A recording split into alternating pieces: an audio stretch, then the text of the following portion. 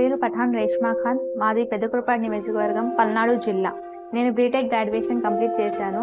నాకు విప్రో నుండి job offer వచ్చినా నేను ప్రజలకు సేవ చేయాలని ఆ జాబ్ ఆఫర్ని రిజెక్ట్ చేశాను.